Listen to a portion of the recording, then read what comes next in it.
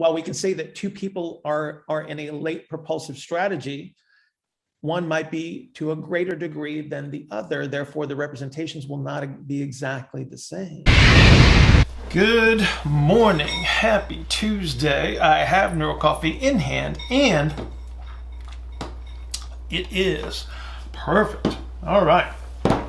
A very busy Tuesday, intensive 15 week, lots of things to do. So we're going to dig straight into today's Q&A.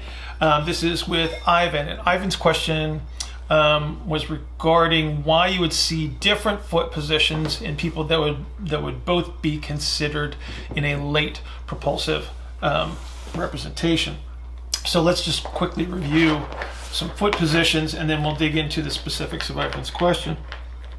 So remember, we got roughly three phases of propulsion. We've got an early representation, which is the ER representation. So we're going to see an arch here.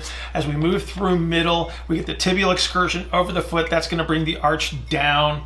And then in our late representation, this is where the heel's coming up off the ground. I'm going to see, by tradition, toe extension as the tibia moves up and back into this ER'd position. Now, what we have to consider is that people are standing, their heels are still on the ground. We can still see this progressive shift forward of the center of gravity as they move farther and farther into a late propulsive representation. The farther they go forward, the more foot activity that we're going to see. And so we're going to see differing representations. So if I had somebody that was in a late propulsive representation, but they're a little bit closer to middle, then we're going to see a lower arch. Whereas if they were going even farther forward, we're going to see this arch come back up. Now, the differentiating factor here is going to be what the toe muscle activity is going to look like. What you'll see as people move farther and farther forward with the heel on the ground is, because the heel's not coming up, typically the musculature that would bend the toes is actually going to help lift the heel off the ground in that late propulsive representation.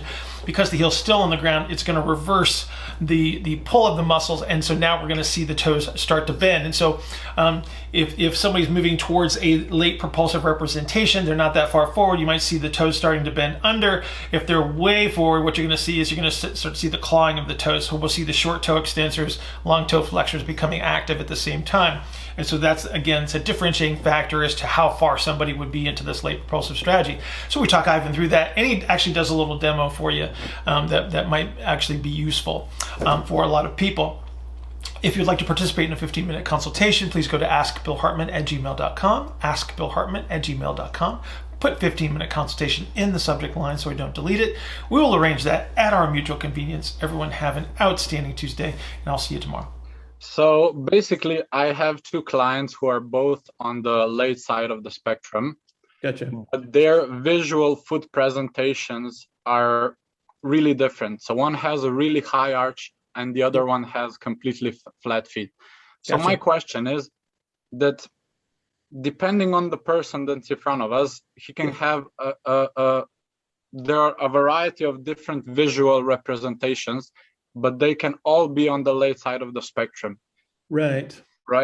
Because I heard some people like explain these things, and there's usually, they just say, yeah, it looks like this. And then in reality, you have like so many different. So is that based on like where in the body they're compensating? So it's going to be based on the position of the center of gravity. So okay.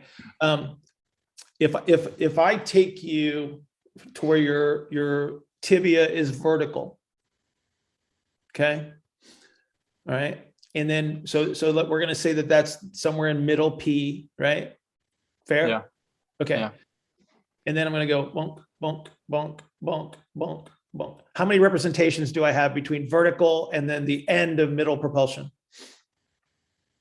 Well, a lot. Okay. How many representations do I have from max P to the end of late propulsion?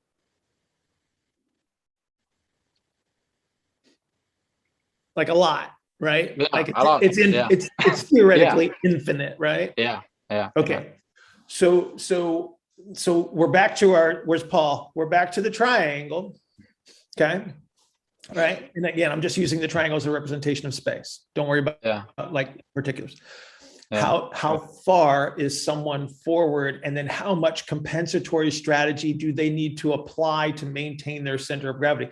Some people are closer to max P, like so there's a lot of athletes that have feet that look very, very flat to the ground because they need to be so close to max P, right? Because they have to perform very, very quickly. The farther away they are from max P, the slower they tend to be.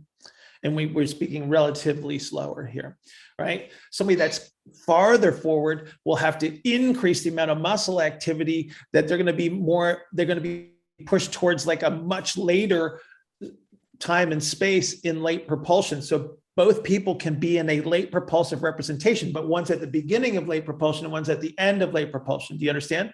So it's like, how much muscle activity have I superimposed to stop me from going way over my tippy toes, right? And that's why you see people with like, there'll be some people with clawed toes, right? Yeah. So it'll be clawed like that. Some people will just be bent under, and some people will have clawed toes. Both of them are in late representations. It's just that one is a lot farther forward than the other one is, right? Does that make sense? Awesome. Yeah, that's exactly what I was wondering, because that's what I was thinking. The one with the more flat foot was closer to middle, and the one with like the higher arch would be more to the late side. I mean, even more. It's all based on the center of gravity. So do me a favor here, boss. Will you stand up? Are you barefoot? I mean, I'm in my socks. Perfect. Stand up. Okay. Do you want me to put the camera on the ground? You don't. Okay. Well, if you want to be a superstar and help everybody out, that would be great. So let's take a look at this feet. I'll be a superstar. No problem. Awesome. Perfect. Okay. Should I turn this way or? Yeah, let's do the side view here. That'll help us out a lot. Okay. Get a little bit closer to the camera. Okay. All right. Are your feet even? No, my left foot is a bit in front. Do you want me to? Just even them out. We're gonna be fine. We're gonna be fine. Okay. Okay. So here's what I want you to do. I want you to roll back toward the outside edge of your heel. Okay. And roll to the outside edges of both feet. Okay, so your tibia is going backwards and you're rolling to the outside edge and you feel the arch come up, right? Yep. Awesome. Now, I just want you to slowly shift your center of gravity forward, and your middle foot's going to come back down. Yeah. And now you feel the arch going down into the ground, right? Yeah. Okay, so all you did was shift your center of gravity forward, and your foot had to respond to help you maintain your center of gravity over your base of support, right? Yeah. Okay, now keep going forward. Keep your heel on the ground, boss. Keep your heel on the ground. As long as you possibly can, keep your heel on the ground. Keep your heel on the ground. Yeah, well then. Keep it down. If I go forward, I'm going to fall on my head. Okay, so hang on. So do this for me. Push your pelvis forward, but keep your shoulders behind you a little bit. See how your heel stays down? Yeah. But you feel the load on your toes now. You're starting to shift towards your toes. You feel it? Yeah, my first met head is really loaded now. Yeah, keep going. Push the pelvis further forward. Pinch your butt cheeks together. Pull your shoulder blades back. Stick your chin out. You feel your toes getting more active? Yeah. There you go. So this is what everybody's doing. Okay. Do you feel it? So all this is a shift of your center of gravity, and your foot has to make accommodations to it. So the amount of muscle activity that you're seeing in people's feet is them creating a strategy to maintain their center of gravity over their base of support based on where their center of gravity is. And so this is where you saw the muscle activity. So I said, hey, pinch your butt cheeks together, pull your shoulder blades back, and stick your chin forward. So I shoved you into a late representation, but your heel was still on the ground. So, so you felt the toe activity start to increase, right? Yeah. Well, people get better and better and better at those strategies over time. And then they start to adapt and they go, oh, I'm just going to pull my toes back a little bit more, a little bit more, a little bit more. And then they end up with clawed toes. Awesome. Do you see the adjustments? Yeah. Yeah. It makes a lot of sense. Yeah. So, we talk about these defined phases, but the truth be told is like, it's just this one smooth kind of a thing of degree, right? Yeah.